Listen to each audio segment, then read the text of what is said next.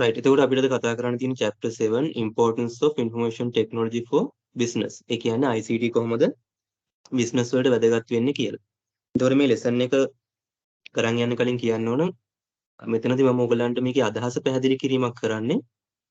එතකොට මේ සමහර වචන වලට හරිම ඒ කියන්නේ ICT තනිකරම ඔයගොල්ලෝ වචනයක් නෑ අර සිංහලට කන්වර්ට් කරන එක හරිම අමාරු දෙයක්. එතකොට ඒ වචන සමහර විට නිශ්චිත වචන තියෙන්න පුළුවන්. කියන්නේ දැන් අපි මේක මොකක් හරි වචනයක් ට්‍රාන්ස්ලේට් කරපුවාම ඒකට සිංහල තේරුම් ගොඩක් එනවනේ. එතකොට සමහරට එතනින් හරි එකක් විතරක් මේකට අදාළ වෙන්න පුළුවන්. එතකොට ඕගොල්ලෝ තනිකරම වචනයක් නෑර මේක ට්‍රාන්ස්ලේට් කරනවා නම් ඒ දන්නේ නැති වචන මම නම් කියන්නේ හොඳම දේ ICT සිංහලෙන් ටීච් කරන හොඳ පළපුරුදු එක්කෙනෙක්ගෙන් පොඩ්ඩක් ඒක අහගන්න. එහෙම නැත්නම් ලෙක්චර් පුළුවන් නම් ඊමේල් එකකින් කන්ටැක්ට් කරගෙන අහගන්න කියලායි මම කියන්නේ. එහෙම නැත්නම් හොඳම දේ ඔයගලන්ට මේ අඩුතරම ICT terms ටික මම කියන්නේ software download ඔය වගේ සාමාන්‍ය ඔය තියෙන terms ටික information data ඔව අපිට මේ නිකන් terms ටික විතරක්වත් ඉංග්‍රීසියෙන් මතක තියාගන්න කියලා මම නම් කියන්නේ. මොකද ඔය තනිකරම සිංහලට කන්වර්ට් කරද්දී වචනයක් නෑර කන්වර්ට් කරද්දී හරිම අමාරුයි. ඒ වගේම ඒ හරිම සිංහල වචන තිබුණ නැත්නම් ප්‍රශ්නයක් වෙන්න පුළුවන්. උදාහරණයකට අපි දැන් software කියන එක වචනේ ගත්තොත් එතන මෘදුකාංග කියන එක නැතුව නිකන් වැඩසටහන කොහොම තිබ්බට සමහර විට ප්‍රශ්නයක් වෙන්න පුළුවන්. ඒක නිසා මම මෙතනදී සිංහල අදහස කියද්දී ඔයගොල්ලෝ ඒක ඔළුවට දාගෙන මේකේ තේරුම් ගන්න. හැබැයි ඔයගොල්ලෝ නෝට් එකක් හදද්දී මේක සිංහල වචනේ එහෙම් පිටින්ම ඕන නම් අර වගේ නිශ්චිත ෂුවර් කරන්න පුළුවන් විදිහක් තෝරගන්න කියලා මම නම් කියන්නේ. එහෙම නැත්නම් හොඳම දේ ඉංග්‍රීසි terms විතරක් හරි ඉංග්‍රීසියෙන් මතක තියාගන්න එක. right. එහෙනම් අපි lesson එක පටන් අරගෙන යමු. එතකොට මේකෙදි මේ lesson එක හරිම ලේසි. මේකෙදි ඔයගොල්ලෝ අවධානය යොමු කරන්න ඕන කොටස් ටිකක් තියෙනවා. එකක් තමයි productivity paradox. productivity paradox කියන්නේ මොකක්ද? ඒක හඳුන්වලා දුන්නේ කවුද? කියන ගැන ඔයගලන්ට අදහසක් තියෙන්න ඕන. ඒ වගේම තවත් වැදගත් දෙයක් තියෙනවා මේ competitive advantage. right. competitive advantage කියන එක හොඳට ඔළුවට දාගන්න මොකක්ද මේ competitive advantage කියන්නේ කියලා. ඊළඟට අන්තිමට කාස් ආගියුමන්ට් එක තියෙනවා. ඊළඟට ඉන්ෆර්මේෂන් සිස්ටම් කොහොමද බිස්නස් වලට වැදගත් වෙන්නේ නැත්නම් කම්පිටිටිව් ඇඩ්වාන්ටේජ් එකට වැදගත් වෙන ඉන්ෆර්මේෂන් සිස්ටම් මොනවද කියලා අන්තිමට තියෙනවා. right. ඒතකොට මෙතනදී ගොඩක් වැදගත් මේ ප්‍රොඩක්ටිවිටි පැරඩොක්ස් සහ කම්පිටිටිව් ඇඩ්වාන්ටේජ් කියන්නේ මොකක්ද කියලා තේරුම ඔළුවට දාගන්න එක, අදහස ඔළුවට දාගන්න එක. right. එහෙනම් අපි ඊළඟ ස්ලයිඩ් එකට යමු. එතකොට මෙතනදී මුලින්ම තියෙන්නේ productivity and its importance. එතකොට අපි මේ lesson එක ගත්තාම මේකේ කොමර්ස් සහ ICT ගොඩක් හොඳට මිශ්‍ර වෙලා තියෙනවා. එතකොට සමහර විට ඔයගොල්ලෝ මේකේ මේ තියෙන සරල කොමර්ස් දෙයක් දැන් මෙතන ගත්තාම මෙතන තියෙන්නේ ICT දෙයක් නෙමෙයි, මෙතන තියෙන කොමර්ස් දෙකක්. ඵලදායිතයි ප්‍රොඩක්ටිවිටි ගැන තියෙන්නේ. එතකොට මේක ඔයගොල්ලෝ අර ICT කියන ඇහෙම්ම බලලා අමාරුයි කියලා හිතන්න එපා. දැන් අපි උදාහරණ ගත්තොත් පොඩි කාලේ අපි 2 කියලාද කියලා හෙව්වොත් 4යි කියලා ලියනවා. හැබැයි දැන් පේපර් එක කැම්පස් පේපර් එකේ ඕක ඇහුවොත් අපි ගොඩක් වෙලා කල්පනා කරනවා මෙතන සූත්‍රයක් තියෙනවද හැංගිච්ච මොන හරි තියෙනවද ඔය වගේ ගොඩක් හිතනවා. ඒත් ඇත්තටම අර දෙයම තමයි අහලා තියෙන්නේ. ඒ වගේ මේ O level A level ඉගෙනගත්තු කොමර්ස් මේ ලෙසන් එකේ ගොඩක් තියෙනවා. එතකොට ඒක අමුතුවෙන් හිතන්න එපා ICT කියලා අමුතු දෙයක් තියෙන්නේ කියලා. ICT එක්ක අර ඉගෙනගත්තු කොමර්ස් ටිකම තමයි තියෙන්නේ. right. එතකොට මුලින්ම මේක නම් ඔයගොල්ලන්ට පුළුවන් මට එක්ස්ප්ලেইন කරන්න. ඒ තරම් ඔයගොල්ලෝ මේ ටික දන්නවා ඇති ඵලදායීතාවය ගැන. මම නිකන් ගත්තොත් මුලින්ම කියලා තියෙන productivity කියන්නේ determines how fast predetermined goals are going to be achieved by the company. එතකොට අපි කලින් සකස් කරගත්තු අරමුණු පරමාර්ථ කොච්චර වේගකින් කොච්චර හොඳට ළඟා කරගන්නවද කියන එක අපිට productivity කියලා ගන්න පුළුවන් ඵලදායීතාවය කියලා. ඊළඟට this productivity is a calculation of efficiency. the productivity කියලා කියන්නේ efficiency එක minus calculation එකක් මිනුමක්.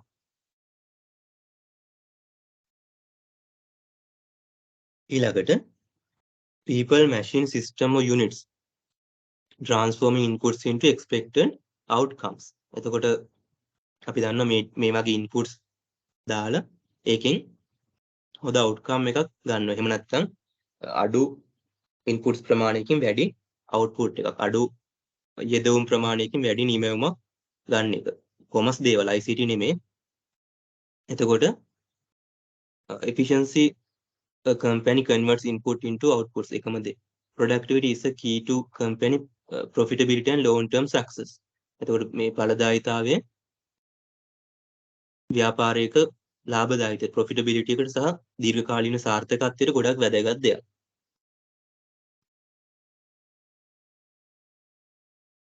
ඊට පස්සේ කියලා තියෙන්නේ ඵලදායීතාවය ගැන තමයි.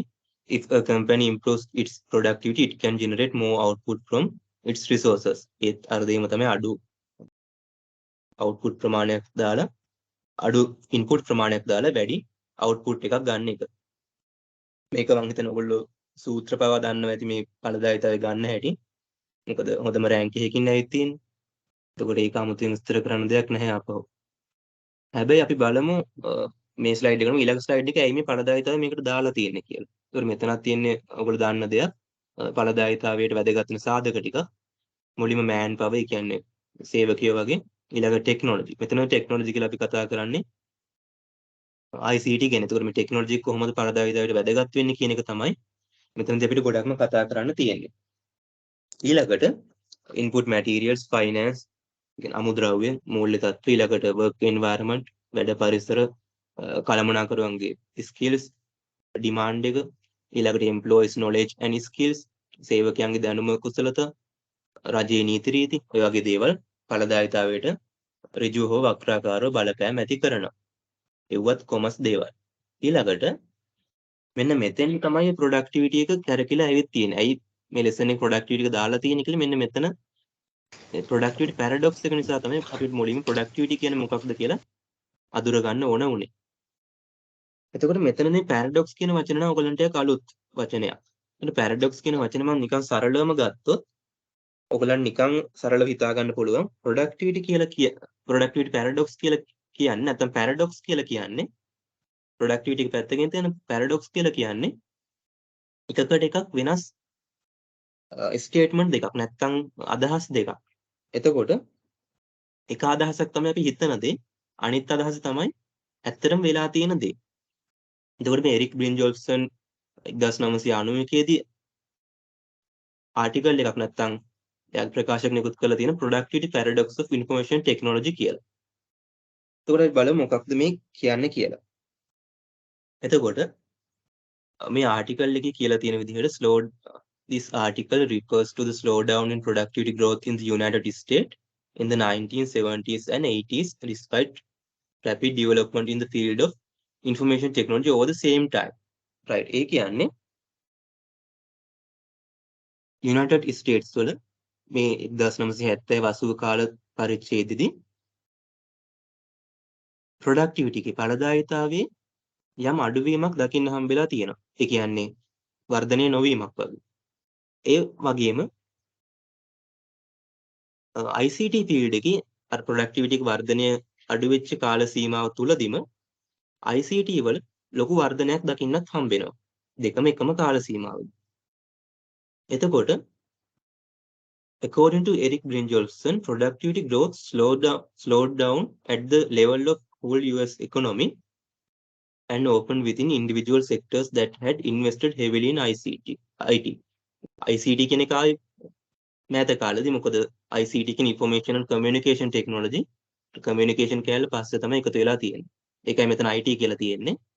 ඒතර IT කියන්නේ මෙතනදී information technology communication කැලේ පස්සේ තමයි එකතු වෙන්නේ. ඒක අමතර දෙයක්. එතකොට මෙතනදී අපිට නිකන් හිතෙන්නේ මොකක්ද? ඒ කියන්නේ බිස්නස් එකකට IT එකතු කරාම නැත්නම් ටෙක්නොලොජි එක එකතු කරාම අපිට හිතෙන්නේ එකපාරම හිතෙන්නේ ඵලදායීතාවය දැන් නම් හොඳටම වැඩි වෙයි කියලා. හැබැයි ඇත්තට මේක වෙලා නැහැ. එතකොට ඒක තමයි පැරඩොක්ස් එකක් කියලා කියන්නේ. පැරඩොක්ස් එකක් කියලා කියන්නේ දැන් අපි හිතන දේ එක මුනේ තව දෙයක් කියලානේ මම කිව්වේ. ඒතර මෙතනත් ඒක තමයි වෙලා තියෙන්නේ. ඒ කියන්නේ අපි විතරක් නෙමෙයි. ඒ කාලේ මැනේජර්ස්ලා පවා හිතලා තියෙන්නේ එකපාර හොඳ ඵලදායීතාවයක් හම්බෙයි කියලා IT දාපු ගමන්. හැබැයි එහෙම දකින්න දෙයක් හම්බෙලා නැහැ. රයිට්? ඒතකොට හිතුවේ එක දෙයක්, උනේ තව දෙයක්. ඒ වගේම වැදගත්ම දේ තමයි මේ දෙකම වෙලා තියෙන්නේ එක සමාන කාලෙක. රයිට්? ඒ කියන්නේ ප්‍රොඩක්ටිවිටි එක growth එක අඩු වෙලා තියෙන්නේ. ඒ කියන්නේ වර්ධනය වීම අඩු වෙලා තියෙන්නේ. ඒ වගේම ඊට සාපේක්ෂව IT විශාල ලෙස වර්ධනය වෙලා තියෙන්නේ එකම කාලෙක. මේ US වල. right. එතකොට එරික් බ්‍රින්ජොල්ෆ්සන් කියලා තියෙන්නේ මොකක්ද කියලා ඇහුවොත් අපිට ගන්න පුළුවන් මේ රතු පාටින් දාලා තියෙන එක. Productivity growth slowed down at the level of US economy and open within individual sectors. ඒ කියන්නේ ව්‍යාපාරවල individual sectors කියද්දි had invested heavily in IT. IT වලට ගොඩාක් ඉන්වෙස්ට් කරපු කාලෙකම. ගොඩක් කියන්නේ උපරිම විදිහට. right. ඊට පස්සේ බලමු ඊළඟ එක.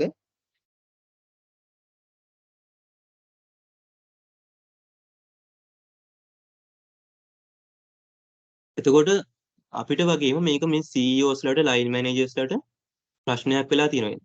CEOs and line managers has increasing begun the question there are huge investment in computers and related technologies. එතකොට ඒගොල්ලන්ටත් ලොකු ප්‍රශ්නයක් නෑ. ඇයි අපි මෙච්චර කෝටි ගාණක් මේ IT වලට වියදම් කරාට ඇයි ඒකට හරියන ඵලදායීතාවයක් නැත්තේ කියන එක ඒගොල්ලන්ට ලොකු ප්‍රශ්නයක්. මොකද ඒගොල්ලෝ හිතලා තියෙන්නේ අනිත් පැත්තට හොඳට වැඩි වෙයි කියලා ඵලදායීතාවය. ඊළඟට අපි second point එක ගත්තොත් එතකොට ඔය සිද්ධිය තමයි මේ productivity paradox එකේ කියලා තියෙන්නේ. right. එතකොට අපි දෙවෙනි point එක ගත්තොත් the widespread application of information technology in US has not resulted in a measurable increase in worker productivity. This paradox is due much differences in the tools used to measure productivity as the misuse of IT developers and users. එතකොට IT දැන් use කරාට පාවිච්චි කරාට මේක හරියට පොඩ්ඩක් අර මැනගන්න බැරි වෙලා තියෙනවා. ඒ කියන්නේ දැන් අපි කෝටි දෙකක් ව්‍යාපාරයට දැම්මොත් එහෙම නැත්නම් සේවකයෝ 100ක් ගත්තොත් ඒක අපිට හරියට දාන්න පුළුවන්නේ රිපෝට්ස් වලට අපි හදන මූල්‍ය තත්ත්ව ප්‍රකාශ වලට එහෙම. හැබැයි අපි කම්පියුටර් 100ක් අරගෙන ඒකේ ඒ කම්පියුටර් 100න් හම්බුන ඵලදායීතාවය අපිට එහෙම දාන්න බැහැනේ හරියටම අඳුරගෙන. අන්න ඒ වගේ පොඩි ප්‍රැක්ටිකල් ප්‍රශ්න ඇවිත් ඉන්නේ. ඒ වගේම ඒගොල්ලන්ට හරිම ටූල්ස් තිබිලත් නැහැ. ඒ කියන්නේ මිනුම් මේකක තිබිලා නැහැ. ඊළඟට අපි තුන්වෙනි පොයින්ට් එක ගත්තොත් this sharp drop. එතකොට මේ කඩන් වැටීම. එතකොට මේ කඩන් වැටීම පටන් අරගෙන තියෙන්නේ අපි බැලුවා 1970 දී. ඊළඟට අපි ගත්තොත් මේක ඊට පස්සේ ටිකක් හරි ගියත් ඒ කියන්නේ කාලෙත් එක ටිකක් හරි ගියත් අර ප්‍රශ්න මිනිස්සුන්ගේ ඔළුවේ තිබිලා තියෙනවා. right. එතකොට අපි බලමු ඇයි මේ වගේ දෙයක් ඇති වුනේ කියලා. ඒ කියන්නේ ඇත්තටම අපිට පිළිගන්න අමාරුනේ IT පාවිච්චි කරලා productivity වැඩි වෙන්නේ නැහැ කියන එක අපිට පිළිගන්න අමාරුනේ. ඒත් අපි බලමු after reviewing studies about the impact of IT investment on productivity, Brynjolfsson mentioned මෙන්න මේක මේ ඔයගොල්ලන්ගේ lecture tute එකේම රතු පාටින් දාලා තියෙන්නේ. ඒක ටිකක් මතක තියාගන්න පුළුවන් නම් ඉංග්‍රීසියෙන්ම. මොකද සිංහලට ඔක් කන්වර්ට් කරද්දී අදහස පොඩ්ඩක් හරි වෙනස් වෙන්න පුළුවන්. වචනයක් නෑර කන්වර්ට් කරන්න ගියොත්. එතකොට the addition of information technology to business had not improved productivity. information technology එක වැඩිපුර එකතු කරා කියලා productivity එක එහෙම වැඩි වෙලා නැහැ කියලා තමයි බ්‍රින්ජොල්ෆ්සන් සරලව මෙන්ෂන් කරලා තියෙන්නේ. 1970 දී වෙච්ච සිද්ධිය අරගෙන. although it is too early to conclude that IT productivity contribution has been poor, the paradox remains in our inability to document any contribution after so much effort. right. එතකොට මේක ICT නිසා productivity එක වැඩි වෙන්නේ නැහැ කියලා කියන්න මෙහෙම එකපාර ශනිකව තීරණය කරන්න පුළුවන් දෙයක් නෙමෙයි මේක. අපි බලමු ඇයි කියලා ඒකට හේතු. එතකොට ඒ කියන්නේ මේ වගේ ප්‍රකාශයක් ඇති වෙන්න මොකක් හරි හේතුවක් තියෙන්න එපා. ඒ කියන්නේ CEO වලට මැනේජර්ස් වලට ඔච්චර ගන්න තීරණ එහෙම කෝටි ගණන් වලින් වරදින්න විදිහක් නැහැ. මොකක් හරි සාර්ථකත්වයක් තියෙන්න එපා. එතකොට ඇයි මේ ඵලදායීතාවයක් එහෙම අඳුරගන්න බැරි වුනේ කියලා ප්‍රශ්නයක් මතුවෙනවා. මොකද එහෙම අපිට එකපාරම කියන්න බෑ. කියන්න බෑ සහ අපිට හිතට එකකව පිළිගන්න බෑ IT දැම්මට පස්සේ ප්‍රොඩක්ටිවිටි එක එහෙම වැඩි වුන්නේ නැහැ කියන එක. එතකොට එහෙනම් මොකක්ද ඇත්තටම උනේ කියලා තමයි ඊළඟට අපිට බලන්න තියෙන්නේ. එතකොට මේ y කියන එකෙන් ඇයි එහෙම දෙයක් උනේ කියලා අපිට බලන්න තියෙන කොටස් හතරකින්. හේතු හතරක් තියෙන ප්‍රධාන වශයෙන් අපි එකින් එක බලාගෙන යමු.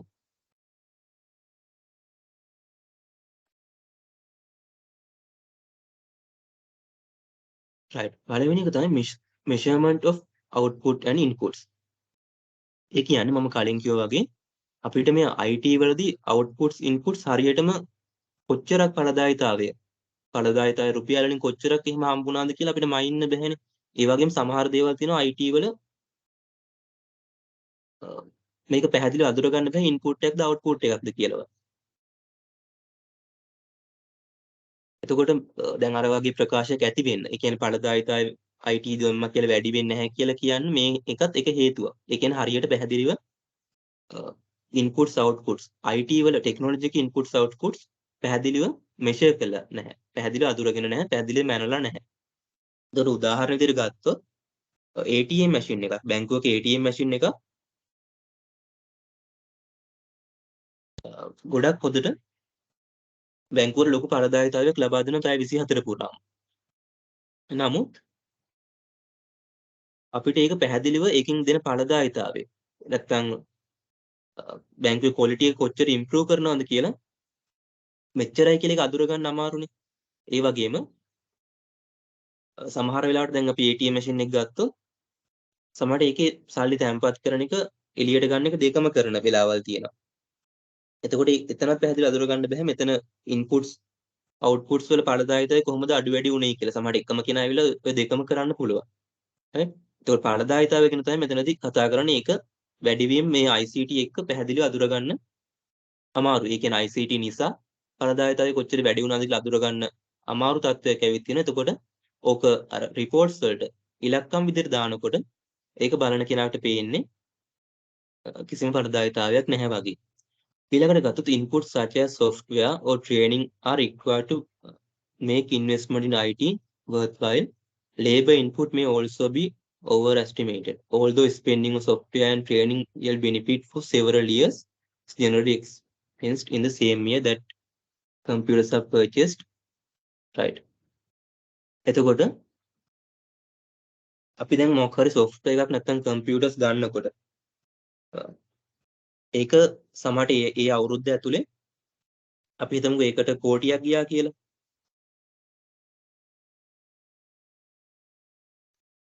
එතකොට ওই කෝටිය මේ ලබන අවුරුද්දේ වියදම් වලට අපි දාන්නේ නැහැනේ. එතකොට දාන්නේ මේ අවුරුද්දේ කම්පියුටර්ස් සොෆ්ට්වෙයාර්ස් ගන්න ඔය ටෙක්නොලොජි එක ගන්න කෝටියක් වියදම් වුණා කියලා වියදමක් හැටියට දානවා. ඒ වගේම සේවකයෝ පුරුදු කරන්න මෙච්චරක් වියදම් වුණා කියලා දානවා වියදම් වල. හැබැයි අනිත් පැත්තට අපි ආදායම් එක බැලුවොත් ඕක ශනිකව දාපු ගාම රිසල්ට් එක එන්නේ නැහැනේ. උදාහරණයක් අපි දැන් ගත්තොත් මේ පෙට්‍රල් ප්‍රශ්නේ. ඒකට දැන් අපි ඔකට සොෆ්ට්වෙයාර් එකක් දාලා සේවකයන්වත් පුරුදු කරලා අරගෙන ඕකෙන් අපිට ඊළඟ දවසේ ප්‍රතිඵල හම්බෙන්නේ නැහැ. ඒක ටිකක් කාලෙන් කාලට. ඒ කියන්නේ මිනිස්සුත් හුරු වෙන්න ඕනේ ඒකට. සේවකයෝ හුරු වෙන්න ඕන. සොෆ්ට්වෙයාර් එකේ අඩුපාඩු අඳුරගෙන ඒවා වෙනස් කරලා ආයෙ අප්ඩේට් කරන්න ඕන. එතකොට ඕකට කාලයක් යනවා. හැබැයි අර සොෆ්ට්වෙයාර් එක හදන්න දීපු වියදම, ට්‍රේන් කරන්න දීපු වියදම අපි ෂෝට් ටර්ම් කොස්ට් එකකට තමයි අඳුරගන්නේ. හැබැයි ඒක අපේ ඵලදායීතාවය හම්බෙන්න ලොකු කාලයක් යනවා. එතකොට මේක මේ අවුට්පුට් එක හරියට මෙෂර් කරේ නැත්නම් එහෙම නැත්නම් ඒක දැන් රිපෝට් වලට අපිට අනාගත ඵලදායීතාවය කොහොමද මෙෂර් කරගන්නත් බැහැනේ. එතකොට ප්‍රශ්නයක් එනවා. එතකොට ඕක බලන කෙනෙක්ට පේන්නේ ඵලදායීතාවයක් නැහැ වගේ. ඊළඟට lags due to learning and adjustment. ඒත් මෙතනත් කියන්නේ ටෙක්නොලොජි එක ඉගෙන ගන්න යන කාලය පිළිබඳව. The idea that new technology may not have immediate impact on business.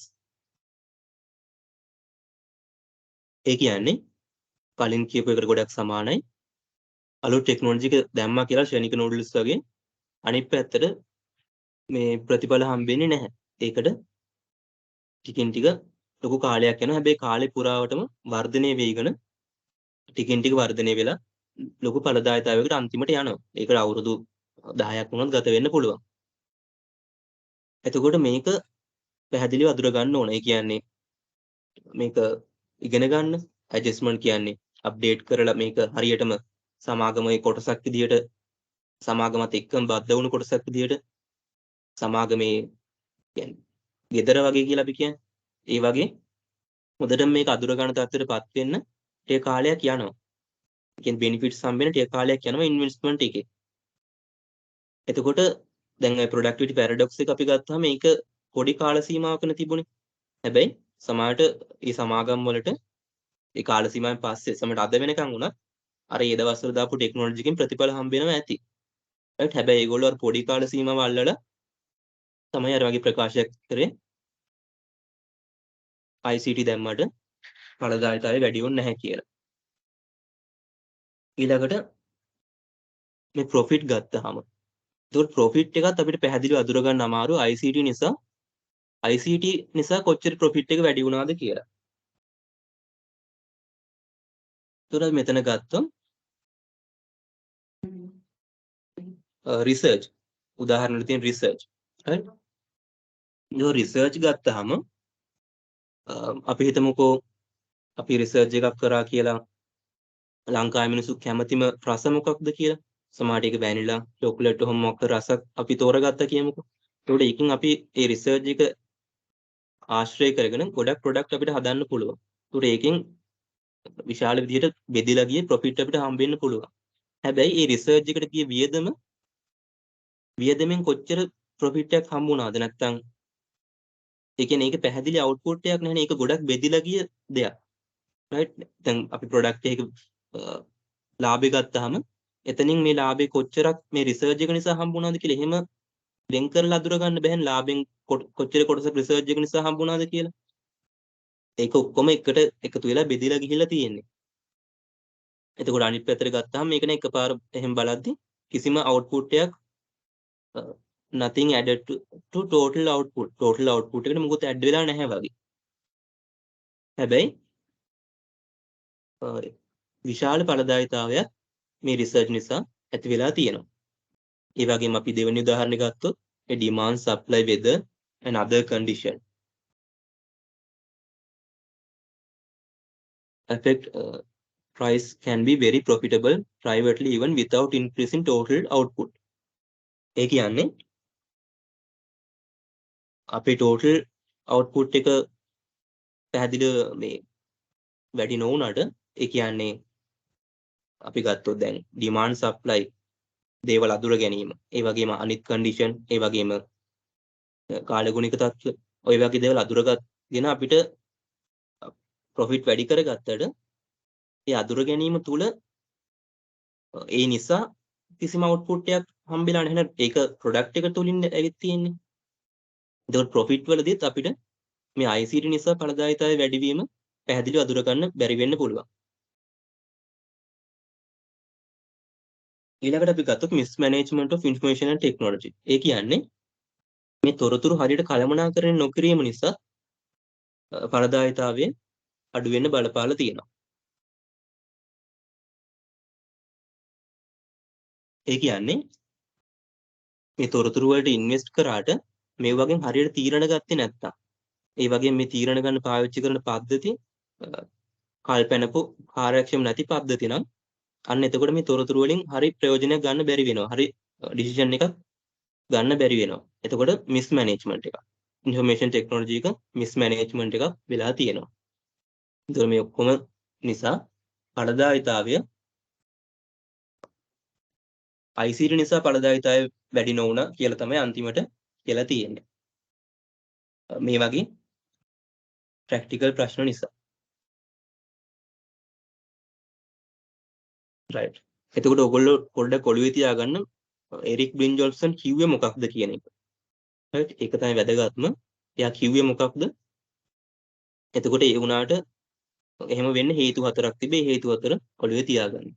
ඊළඟට competitive advantage. ඒකට competitive advantage කියන්නේ ඊළඟ කොටස මේකත් හරිම වැදගත්. මේකෙත් අදහස ඔළුවට ගන්න.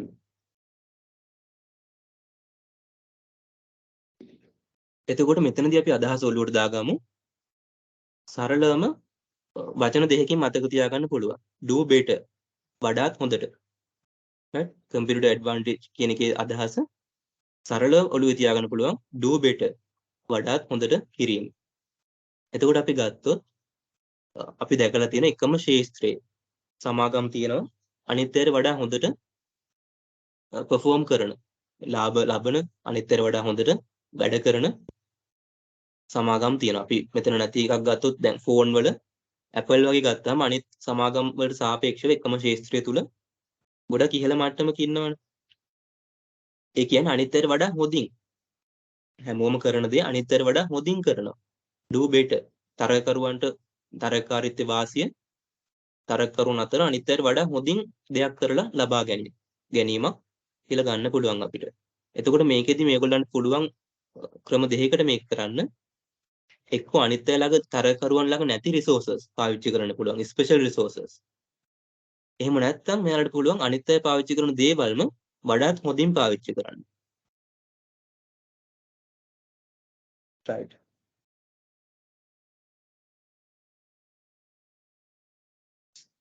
එතකොට මම මෙතනදී නිකන් උදාහරණ දෙකකින් කිව්වොත් මුලින්ම අනිත්‍ය ළඟ නැති resources. ඒ කියන්නේ අපි හිතමු මුලින්ම ලංකාවට ATM machine හඳුන්වලා දුන්න කාලේ කියලා. ඒතර ලංකාවට මුලින්ම ATM machine හඳුන්වලා දුන්න කාලේ මුලින්ම එක බැංකුවක් ළඟ විතරනේ තියෙන්න පුළුවන් වෙන්නේ. يعني මුලින්ම එක බැංකුවක් ඊට පස්සේ ඉතුරු බැංකුව මොම පැතිරෙන එකනේ වෙන්නේ. එතකොට ATM machine එක හඳුන්වලා දුන්න මුල්ම කාලේ අපි හිතමුකෝ අද කියලා හඳුන්වලා දුන්නේ. ඒතර අද ATM machine තියෙන එක බැංකුවක් ගාව විතරයි. අන්න එතකොට මේ බැංකුවට තියෙන අනිත් අය ළඟ නැති සම්පත ස්පෙෂල් රිසෝස් එකක්. එතකොට මිනිස්සු අනිත් බැංකු වලට සාපේක්ෂව ඒකට පාරිභෝගිකව වැඩියෙන් ආකර්ෂණය වෙනවා. හැබැයි අපි දැන් වර්තමානයේ ගත්තොත් වර්තමානයේ හැම බැංකුවකටම ATM machine තියෙනවා. commonly available resources. හැමෝම ළඟම තියෙන resources. හැබැයි අපිට දකින්න පුළුවන් සමහර බැංකු මේ ATM machine එක තියෙන තැන ලස්සනට හැමදාම අතු ගාලා තියෙනවා, ඩස්බින් එකක් තියලා තියෙනවා. හොඳට AC කරලා තියෙනවා. ඒ වගේ මේ machine touch screen දාලා හොඳට හදලා තියෙනවා. machine දෙක තුනක් එකට එකතු කරලා පොඩි room එකක් වගේ හදලා තියෙනවා. ඒතකොට මේ හැමෝම ළඟම තියෙන ATM machine අනිතර වඩා efficiency වඩාත් හොඳට මෙතන මේගොල්ලෝ use කරලා තියෙනවා. එතකොට සමහර ATM machine ගත්තාම පෝරණු වගේ තැම්බෙනවා ඉන්න හිතෙන්නේ නැහැ ඒ තැන්වල. හැබැයි අර AC කරලා තියෙන තැනකට මිනිස්සු යන්න කැමති. එතකොට හැමෝම ළඟ තියෙන ATM machine එක සමහර බැංකු වඩාත් කාර්යක්ෂම විදිහට පාවිච්චි කරලා තියෙනවා. ඒතර ওই ක්‍රම දෙක තමයි අපිට සාමාන්‍ය සරලවම computer advantage ගන්න පුළුවන් ක්‍රම. හැබැයි අපි ඉස්සරහට ඉගෙන ගන්න යනවා මේ computer advantage එක තවත් ගොඩක් පුළුල් විදිහට. ඒතර සරලවම computer advantage කියන්නේ එකම ශාස්ත්‍රයක් තුල අනිත්‍යර වඩා හොඳින් තමන්ගේ තරකරුවන්ට වඩා හොඳින් කටයුතු කිරීම. ඊළඟට අපි ගත්තොත්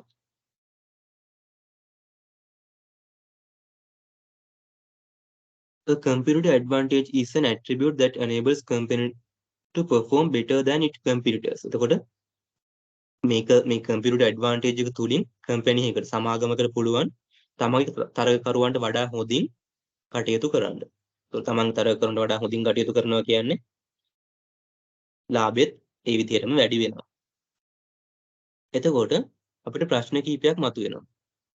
Why do some firms do better than others? ඇයි සමාගම් අනිත්තර වඩා හොඳින් ක්‍රියාත්මක වෙන්නේ? කොහොමද ඒගොල්ලෝ computer advantage එක ලබා කරගන්නේ? How can you analyze a business and identify its strategic advantage? එතකොට කොහොමද business එකක් විශ්ලේෂණය කරන්න සහ අඳුරගන්නේ මොනවාද මේ strategic මොනවාද කරන්න ඕන උපාය මාර්ග කියලා? ඊළඟට කොහොමද මේ උපාය මාර්ග develop කරන්නේ? සකස් කරන්න සහ ක්‍රියාත්මක කරන්නේ, ස්ථාපිත කරන්නේ අපේ ව්‍යාපාරයක් තුළ. ඊළඟට මේ තොරතුරු පද්ධතිය information technology information system කොහොමද මේ තරකාරීත්වයේ වාසියට යොදාගන්නේ? මේ වගේ ප්‍රශ්න ටිකක් මතුවෙනවා. අන්න ඕකට ආන්සර් එකක් විදිහට අපිට ගන්න පුළුවන් Porter's 5 force model ටික. right? එතකොට ඊළඟ වැදගත් point එක තමයි එතකොට අපි දැන් වැදගත් points දෙකක් කතා කරුවා. පළවෙනි එක මොකක්ද productivity paradox කියන්නේ කියලා. ඊට පස්සේ ඒක ඇතුලේ අපි එහෙම වෙන්න කරුණු හතරක් අඳුරගත්තා. ඒ වගේ ප්‍රකාශයක් නිකුත් වෙන්න. ඊළඟට කම්පියුටර් ඇඩ්වාන්ටේජ් කියන එක අපි සරලව ඉගෙන ගත්තා. ඊළඟට මේ කම්පියුටර් ඇඩ්වාන්ටේජ් එක ඇතුලේ තියෙන වැදගත් කොටසක් තමයි Potter's 5 force model කියලා කියන්නේ. එතකොට අපි Potter's 5 force model එක ගත්තාම මේකේ ඔයගොල්ලෝ මතක තියාගන්න ඕන කොටස් පහක් තියෙනවා. එතකොට මේ පහ ඊළඟට point by point lecture tube එකේ තියෙනවා.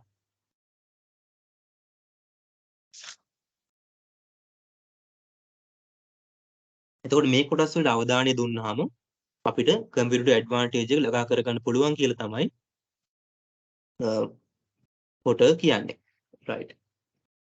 එතකොට බලමු මොකක්ද මේ කොටස් පහ කියලා. අවධානය යොමු කරන්න ඕන කොටස් පහ නැත්තම් මොනවද මේ 5 force බලයන් පහ මොනවද කියලා තමයි මෙතනදී බලන්න තියෙන්නේ. එතකොට මේ පහම අඩුතර නමවත් ඔයගොල්ලෝ මතක තියාගන්න ඕන. මම හිතන්නේ quiz එකකටත් මේකෙන් ගොඩක් ඇහුවා ඔයගොල්ලන්ට. This model can be used to help understand the degree of computer competition in an industry and analyze. එතකොට මේ තියෙන ශේෂ්ත්‍ර ටික මේ කොටස් ටික අපිට හරිම වැදගත් වෙන මොන වගේ කොටස් වලද අපි මේ කම්පියුටර් ඇඩ්වාන්ටේජ් එක යොදා ගන්න ඕනේ කියලා. ඒකට අපි මුලින්ම මම හිතන්නේ මේ පහ මම මුලින් නම් ටික කියන් යන්න. එතකොට threat of substitute product or services. ඒ කියන්නේ substitute කියලා ගත්තාම අපිට ගන්න පුළුවන් විකල්ප නැත්නම් ආදේශ වගේ ඉල්ලම. හරිම වචනේ බලන්න.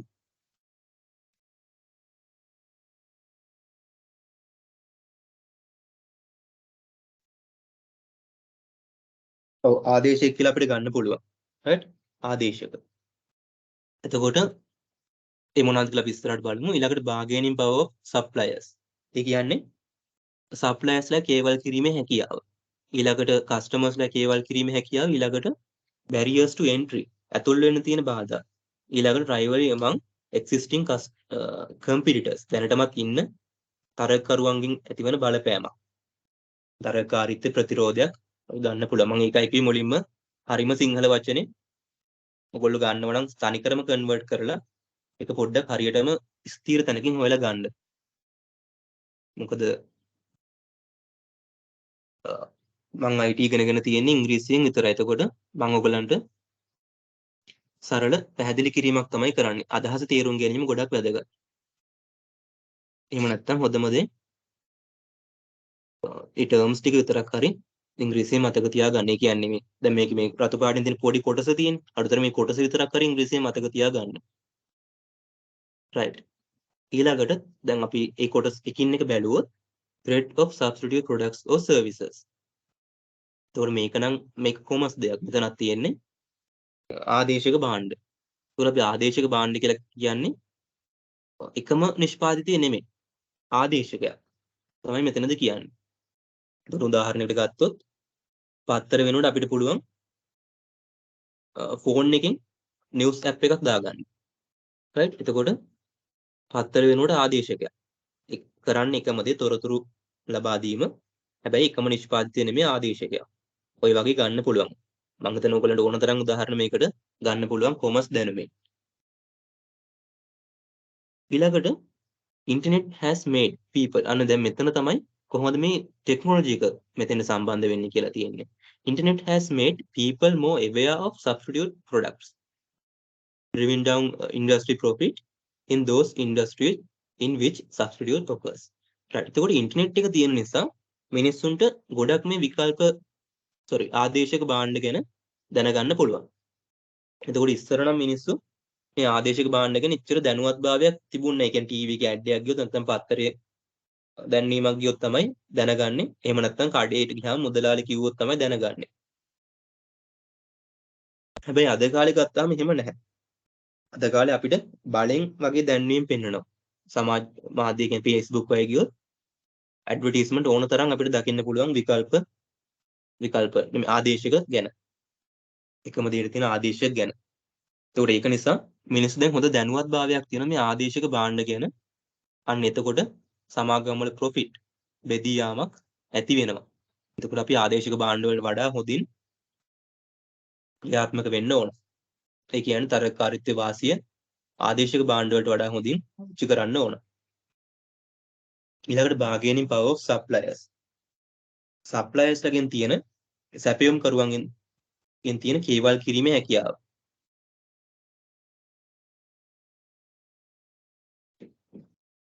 When your company has several suppliers to choose from, you can negotiate a lower price. එතකොට suppliers ලා ගොඩක් ඉද්දි අපිට පුළුවන් හොඳට කේවල් කරලා ගන්න. ඒ කියන්නේ දැන් හිතන්නකෝ රෙස්ටුරන්ට් එකක් දානකොට suppliers ලා හාල් දෙන සැපයුම් කරුවෝ ඉන්නවා 5 දෙනෙක්. ඒතර 5 දෙනාගේ තියෙන ගණන් 5ක් නම් අපිට කේවල් කරන්න පුළුවන්. අරයාගේ ඔයාට වඩා ගාණ අඩුයි. මට ඒ ගාණට දෙන්න නැත්නම් මං එයාගෙම ගන්න. කොහොම කරලා කේවල් කරන්න පුළුවන්. ගාණ අඩු කරගන්න පුළුවන්. හැබැයි හිතන්න රෙස්ටුරන්ට් එකකට ඉන්නේ එක සප්ලයර් කෙනෙක් විතරයි කියලා හාල් දෙන්න පුළුවන්. එහෙනම් අපිට කරන්න දෙයක් නෑ. එයාගෙම ගන්න වෙනවා. නැත්නම් අපි හිතමුකෝ ලංකාවට පෙට්‍රල් බෙදන්න ඉන්නේ එක ආයතනයක් විතරයි කියලා. එහෙම වුණොත් ඒ ආයතන කියන ගානට මම රජයේ බලපෑමක් නෑ කියලා කිව්වොත් ඒ ආයතන කියන ගානට අපිට පෙට්‍රල් ගන්න වෙනවා. ගාන කීය වුණත්. අන්න එහෙම ප්‍රශ්නයක් තියෙනවා. දැන් මෙතන සප්ලයර්ස්ලා කියලා කිව්වහම දැන් කස්ටමර්ස්ලාට වඩා ගොඩක්ම බලන්න ඕනේ බිස්නස් පැත්ත. එතකොට අර මං කලින් කිව්ව උදාහරණය හොඳට ගන්න පුළුවන්. නැත්නම් මෙතන තියෙන උදාහරණ ගත්තොත් if only one company makes the control chip for a car engine, that company can control the price at least some extent. ඒ කියන්නේ කාර් එන්ජින් වල control chip එක සමාගමක් විතරක් නම් මුළු ලෝකෙම හදන්නේ. එයාට ඒකේ ගාන control කරන්න පුළුවන්, පාලනය කරන්න පුළුවන් තමන් කැමති විදිහට. ගොඩක් කියන අසීමිතම නෙමෙයි, ඒත් ලොකු සීමාවක් දක්වා යාට ඒක පාලනය කරගන්න පුළුවන්. කැමති ගාණක් දාන්න පුළුවන්. ඒ වගේම සමාගම් පැත්තෙන් ගත්තාම එයාලගේ කේවල් කිරීමේ හැකියාව ගොඩක් අඩු වෙනවා එක්කෙනෙක් විතරක් ඉද්දි. හැබැයි ඉන්ටර්නෙට් එකකින් අපිට පුළුවන් ගොඩක් සප්ලයර්ස්ලව අඳුර ගන්න. ගොඩක් සප්ලයර්ස්ලව අඳුර ගත්තාම සප්ලයර්ස්ල ගොඩක් ඉද්දි bargaining power එක වැඩි කරගන්න පුළුවන්. ඒ කියන්නේ කේවල් කිරීමේ හැකියාව වැඩි කරගන්න පුළුවන්. සප්ලයර්ස්ල ගොඩක් ඉන්නවනේ. එතකොට කේවල් කිරීමේ හැකියාව වැඩියෙන් අපිට ගන්න පුළුවන්. ඊළඟට මෙතනම තමයි කස්ටමර්ස් ලා එක. එතකොට මං කිව්ව පෙට්‍රල් උදාහරණ මෙතෙන්ට අපිට ගන්න පුළුවන් හොඳට bargaining power of customers. customers ලා කේවල් කිරීමේ හැකියාව. එතකොට customers bargaining power is strong when company along with your competitors is attempting to provide same product to this customer. එතකොට එකම නිෂ්පාදිතය අපි හිතමුකෝ කිරිපිටි කියලා. එතකොට නැත්තම් යෝගට් වල මේක ගොඩක් දකින්න පුළුවන්. ඒතර යෝගට් ගත්තාම ගොඩක් එක එක යෝගට් හදන සමාගම් එක්කෙනෙක් කියන 5ක් ගත්තොත් 2ක් දෙනවා. තව එක්කෙනෙක් කියන 10ක් ගත්තොත් 3ක් දෙනවා. 2ක් ගත්තොත් 1ක් දෙනවා. කොහොම එක එක විදිහට එක එක උපක්‍රම භාවිතා කරනවා. එතකොට කස්ටමර්ට හරීම ලොකු කේවල් කිරීමේ හැකියාවක් තියෙනවා. ඒ කියන්නේ කඩේට ගිහලා යෝගට් එක ගාන අඩු කරන්න කියලා කේවල් කරන එක නෙමෙයි මෙතන කියන්නේ. එයාට ලොකු තෝරා ගැනීම පරාසයක් තියෙනවා. එතකොට ඒක සමාගමේ ලාභයට බලපානවා. ඒ කියන්නේ සම්පූර්ණයෙන් කස්ටමර්ට පුළුවන් ගොඩක් හොඳ ප්‍රොඩක්ට් එකක් අඩු ගානකට තෝරගන්න. එතකොට ගාන වැඩි නම් එයා ඒක අයින් කරනවා. ඒ කියන්නේ කේවල් කිරීමේ හැකියාව එයාගේ වැඩි. එකම ಜಾති ප්‍රොඩක්ට්ස් ගොඩක් තියෙනවා. හැබැයි හිතන්න එකම ಜಾති ප්‍රොඩක්ට් එකක් විතරක් නම් තියෙන්නේ. එහෙනම් එයාට වෙන විකල්පයක් නැහැ. අනිවාර්යෙන් ගාන කීය වුණත් ඒක ගන්න වෙනවා. ඒ කියන්නේ එයාට කේවල් කිරීමේ හැකියාව ගොඩක් අඩු වෙනවා. ඒකට එකම ශේෂ්ත්‍රයක් ඇතුලේ ආදේශක මේ එකම භාණ්ඩය නිපදවන කට්ටිය ගොඩක් ඉන්නකොට කස්ටමර්ගේ කේවල් කිරීමේ හැකියාව වැඩි වෙනවා. මොකද ගොඩාක් ඉන්න නිසා. හැබැයි එකම දේ නිපදවන අය ඉන්නේ එක්කෙනෙක් විතරක් නම් අන්න එතකොට අපේ කස්ටමර්ස්ලා කියන අපේ කේවල් කිරීමේ හැකියාව අඩු වෙනවා. right ඊළඟට ගත්තොත් barriers to entry. එතකොට මොකක් හරි ඉන්ඩස්ට්‍රි එකට ඇතුල් වෙන්න ලේසි නම් right ඇතුල් වෙන්න ලේසි නම් මොකද වෙන්නේ? ඇතුල් වෙන්න ලේසි නම් හැමෝම මේකට ඇතුල් වෙනවා. හැමෝම ඉද්දි තරකරුව වැඩි වෙනවා, ප්‍රොෆිට් එක අඩු වෙනවා. ඒතර උදාහරණයකට ගත්තොත් අපි හිතමුකෝ අපි හන්දියෙන් පාන් ගෙනල්ලා ලෑල්ලක් තියාගෙන විකුණන්න ගන්නවා. ලෑල්ලක් උඩ තියාගෙන. එතකොට දැන් අපේ ගමේ වෙන පාන් විකුණන කවුරුත් නැහැ. එතකොට මොකද වෙන්නේ? අපේ ලාභය හරිම වැඩි. හැබැයි මේක පටන් ගන්න අමාරු දෙයක් නෙමෙයිනේ. ඕන වෙන්නේ පාන් තියන ලෑල්ලකුයි හන්දියට ගිහලා පාන් ගේන එක විතරයි. දැනුමක්වත් මුකුත් ඕන වෙන්නේ නැහැ. එතකොට ඔන්න දැන් අපි ඔක කර කර ඉන්නකොට මිනිස්සු එනවා බිස්නස් හොදයි. හවස් වරුවක එහා පැත්තේ අල්ලපු විතර මිනිස්සුත් ඇවිල්ලා පාන් ගෙඩියක් ගන්න ගමන් අහනවා බිස්නස් අරුවේ නේද? වැඩි නැගලම යනවා නේද කියලා. ඊට පස්සේ අපිත් ඔව් ගමටම අපි විතරනේ ඉන්නේ කියලා එයාට පාන් එක දීලා සල්ලි අරගෙන මේ මිනිස්සුත් එහෙම නේද කියලා යනවා. ඊට පස්සේ අනිත් දවසේ බලනකොට මෙන්න මේ මිනිස්සුත් ලෑල්ලක් තියන් පාන් විකුණන්න අරගෙන. ඕක ලංකාවේ ගොඩක් වෙන දෙයක් නේ. කියන්නේ අල්ලපු මිනිස්සු පටන් ගන්න එකම අපිත් පටන් ගන්නවා. එතකොට මොකද වෙන්නේ? එතකොට ඊයේ අපෙන් පාන් ගන්නපු මිනිස්සයා අද වෙනසකට කියලා එහා පැත්තේ මිනිස්සයා ළඟට ගිහින් බලනවා. එතකොට එයාගෙන් ලැබෙන්න තිබ්බ ලාභේ අඩු වෙනවා. එතකොට හිතන්න ওই වගේ ගමේ 7-8 පොලකම පාන් විකුණන්න පටන් ගත්තොත් ලාභය ඔක්කොම සම්පූර්ණයෙන් බෙදිලා යනවා. ඒතර මුලින් අපි විතරයි හිටියේ ඊට පස්සේ මේක බෙදිලා ගියා. මොකද්ද හේතුව? පටන් ගන්න හරිම ලේසි. ඕන වෙන්නේ පාන් තියාගෙන ලෑල්ලකුයි පාන් ටිකකුයි විතරයි. හැබැයි අපි ගත්තොත් හයි ටෙක්නිකල් ඉන්ඩස්ට්‍රි එකක්. මේක උදාහරණයක් විතරයි. හයි ටෙක්නිකල් ඉන්ඩස්ට්‍රි එකක්. ඒ කියන්නේ ගොඩක් ඉහළ පරිමාණ ගොඩක් අධි තාක්ෂණය පාවිච්චි කරන සමාගමක් ගත්තොත් අපි තුමු මෙඩිකල් ඩිවයිසස් හදන එකක් නෙමෙයි උදාහරණ තියෙන විදිහටම. එතකොට ඕකට ඇතුල් වෙන්න හරි අමාරුයි. නේ ඒ කියන්නේ අපි හිතමුකෝ අල්ලපු ගෙදර මිනිස්සු එනවා අපේ සමාගමට ඇවිල්ලා අහනවා බිස්නස් සරුවේ නේද කොහොමද කියලා. එතකොට අපි ඔව් සරුවේ මේක මෙහෙමයි මෙහෙමයි කියදී මේ මොනසට කියන දේවත් තේරෙන්නේ නැති වෙන්න පුළුවන්. මොකද එච්චරටම හොඳ දැනුමක් ඕන වෙනවා. ඒ වගේම හොඳ ප්‍රාග්ධනයක් ඕන වෙනවා. ඒ විතරක් මදි. ගොඩක් වෙලාවට රජයේ අවසරයක් ඕන වෙනවා. නීති රීති ගොඩක් බලපානවා. ඒ කියන්නේ හරිම අමාරුයි ඇතුල් වෙන්න. එතකොට මොකද වෙන්නේ? තරගකරුවෝ අඩුයි. තරගකරුවෝ අඩුයි කියන්නේ ප්‍රොෆිට් වැඩි. එතකොට ඕකත් බලපානවා. ඒ කියන්නේ ඔය ගැනත් අපි අවධානය යොමු කරන්න ඕන. අපි කරන දේ, අපි පටන් ගන්න දේ හැමෝටම ඇතුල් වෙන ලේසි දෙයක්ද, අමාරු දෙයක්ද කියන එක. ලේසි දෙයක් නම් එතනදී අපිට ගොඩක් උපක්‍රම පාවිච්චි කරන්න වෙනවා. තරගකරුවන්ව අභිබවා යන්න. ඊළඟට rivalry among existing competitors. ඒ කියන්නේ දැනටමත් ඉන්න තරගකරුවන්ගෙන් තියෙන ප්‍රතිරෝධයක් නැත්තම් අපිට ගන්න පුළුවන් බලපෑමක්. එහෙම නැත්තම් අපිට තරගකාරීත්වය දැනටමත් ඉන්න අයගෙන් තියෙන. right? එතකොට මේ නිසා අපිට පුළුවන් අපේ ප්‍රොඩක්ට් වල මිල වගේ තීරණය කරන්න. ඒ කියන්නේ අනිත් අයට සාපේක්ෂව දැනටමත් ඉන්න අයට සාපේක්ෂව අඩුත් නැති වැඩිත් නැති ගණන් තීරණය කරන්න පුළුවන්. aggressive prices. ඒ වගේම මේ තරගකාරීත්වය ගොඩක් පවර්ෆුල් වුණාම දැනටමත් ඉන්න කම්පියුටර්ස් ලගේ පවර්ෆුල් වුණාම තරගකාරීත්වය මේගොල්ලන්ට කරන්න වෙනවා විශේෂ උපක්‍රම භාවිතා කරන්න වෙනවා තමන්ගේ වෙළඳපොළ කොටස ආරක්ෂා කරගන්න සහ වැඩි කරගන්න. එතකොට එතනත් කොමර්ස් කොටසක් තියෙන්නේ.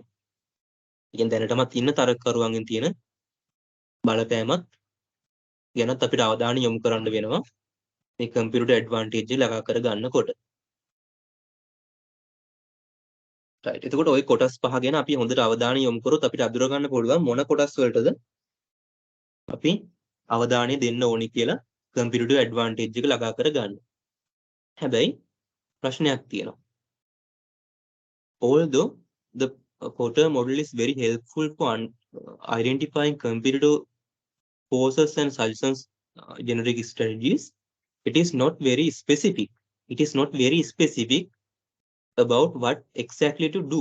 අන්න ඒක තමයි වැදගත්ම කොටස. ඒ කියන්නේ මේ ස්ලයිඩ් එකේ වැදගත්ම කොටස. ඒ කියන්නේ මේ පොටර්ස්ගේ 5 force model එකෙන් අපිට අඳුර ගන්න පුළුවන් මොන කොටස් වලද අපි අවධානය දෙන්න ඕනේ කියලා. හැබැයි එතන පැහැදිලිව කියන්නේ නැහැ මොකක්ද කරන්න ඕනේ කියලා. exactly what to do. මොකක්ද ඇත්තටම හරියටම නිශ්චිතවම කරන්න ඕනේ මොකක්ද කියලා කියන්නේ නැහැ. හැබැයි අවධානය යොමු කරන්න ඕන ශේෂ්ත්‍ර ටික පෙන්වන්න දේවල් තියෙනවා. එතකොට මේ හරියටම ස්ථිරම නිශ්චිතව මොකක්ද කරන්න ඕනේ කියන එකට අදහසක් ගන්න පුළුවන්. ඊළඟ එකෙන් ඒ කියන්නේ බිස්නස් වැලියු චේන් මොඩල් එකෙන්.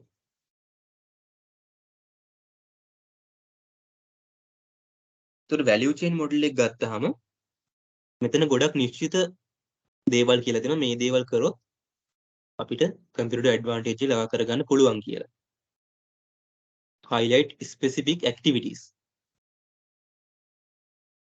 ඒ කියන්නේ වැදගත්ම නිශ්චිත කොටස් වැදගත් බලයක් තියෙන කොටස් points. ඒ කියන්නේ නිශ්චිත points. හරියට මේ දේ කරොත් කියන්නේ මේ වගේ සිස්ටම් එකක් යූස් කරොත් මේක වැඩි කරගන්න පුළුවන්. අන්න එහෙම නිශ්චිතම කියලා තියෙනවා. අර කලින් පොටර්ස්ගේ මොඩල් එකේ තිබ්බේ ශේෂ්ත්‍ර පහ. මෙතන නිශ්චිත විසඳුම් ඇතුළත් වෙනවා. විශේෂයෙන්ම ඉන්ෆර්මේෂන් ටෙක්නොලොජි එක ඇතුල් කරන්න කොහොමද කම්පියුටර් ඇඩ්වාන්ටේජ් එක ලබා ගන්න කියලා.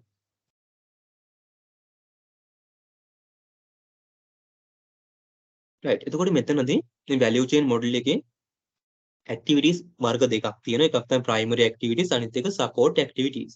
Primary activities කියන්නේ function that directly impact the creation of product or service.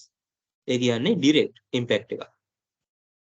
ඍජු බලපෑමක් කරනවා නම් නිෂ්පාදිතයට creation එකට අන්න එතකොට ඒක primary activity එකක්. ඊළඟට support activity කියන්නේ support all of the primary activities.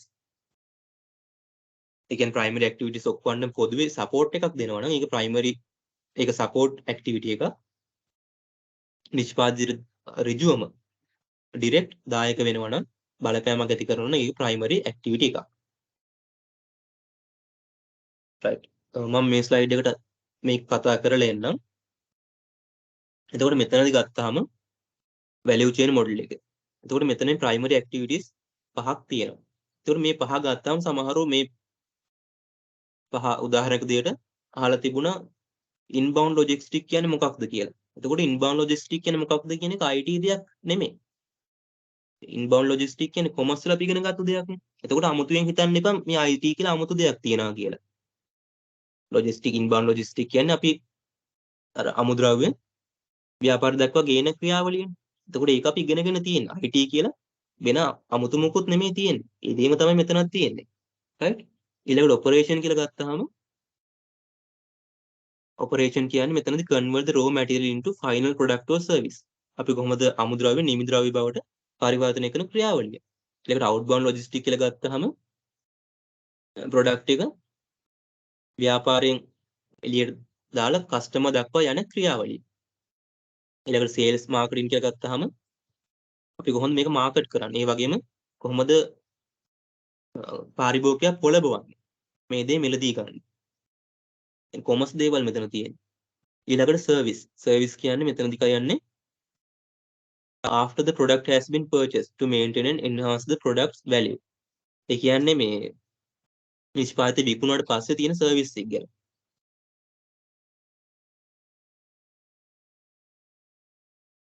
ඊට පස්සේ මෙන්න මෙතන තියෙන IT. එතකොට මෙතනදී දාලා තියෙන අර අපි අඳුරගත්තු ශේෂ්ත්‍ර ටිකට කොහොමද නිශ්චිත මොන වගේ දේවල්ද IT ඇතුල් කරන්න පුළුවන් කියලා. එතකොට හොඳට මතක තියාගන්න මෙතන තියෙන්නේ උදාහරණ බොහොම සුළු කොටසක් විතරයි. මෙතෙන්ට තව උදාහරණ 100ක් වුණත් ඔයගොල්ලන්ට ලියන්න පුළුවන්. එතකොට මොකක්ද මේ හැම ටියුට් එකකටම අන්තිමටම තියෙන ප්‍රශ්න ටිකක්. එතකොට ඒ අන්තිමට තියෙන ප්‍රශ්න ගොඩක් වෙලා ප්‍රැක්ටිකල් පැත්තෙන් තමයි අහලා තියෙන්නේ. කියන්නේ එතෙන්ට හරි උත්තරයක් කියන්නේ මං කියන උත්තරයට වඩා වෙනස් උත්තරයක් ඔයාලක තියෙන්න පුළුවන්. දෙකම හරි. ඒ කියන්නේ ඉන්ටර්නෙට් එක පාවිච්චි කරලා අපිට පුළුවන් තරම් ඒ දේවල් වලට ඉන්ෆර්මේෂන් ගන්න පුළුවන්.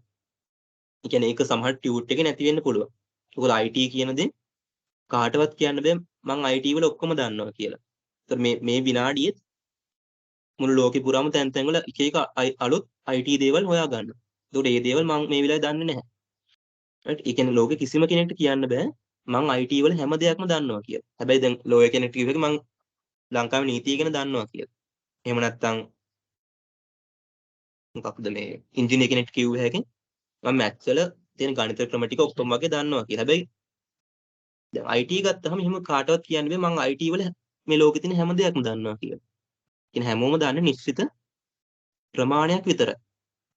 එතකොට මෙතනත් ඒ වගේ තමයි මෙතන තියෙන හරිම සුළු කොටසක් විතරයි. උදාහරණ පොඩි කොටසක් විතරයි. මීට වඩා තව උදාහරණ ඕන තරම් ලියන්න පුළුවන්. ඒව හරියට ඔයගොල්ලෝ ඉන්ටර්නෙට් එකෙන් සර්ච් කරලා ගත්තොත් ඒ උත්තරේට කවුරුත් වැරද්ද දාන්න යන්නේ නැහැ.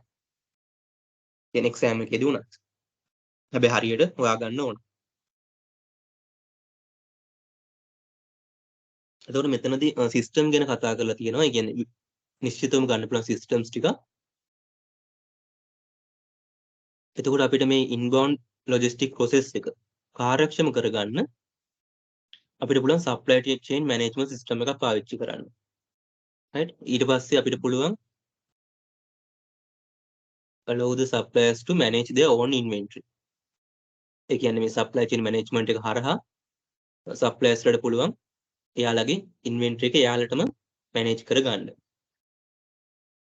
ඊළඟට operations කියන්නේ නිෂ්පාදන ක්‍රියාවලිය තුල IT can provide more efficient processes. ඒතර මේ මෙතන more efficient processes කියද්දී ඕක ඇතුලේ තව ගොඩාක් පොඩි උදාහරණ තියෙනවා.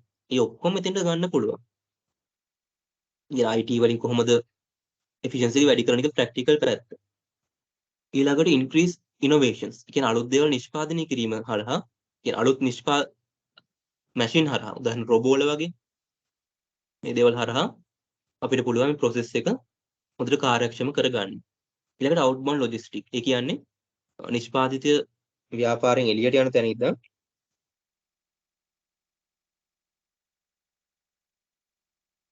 පාරිභෝගිකයා දක්වා යන ක්‍රියාවලිය. එතකොට ඒකට අපි කොහොමද IT යොදාගන්නේ කියලා.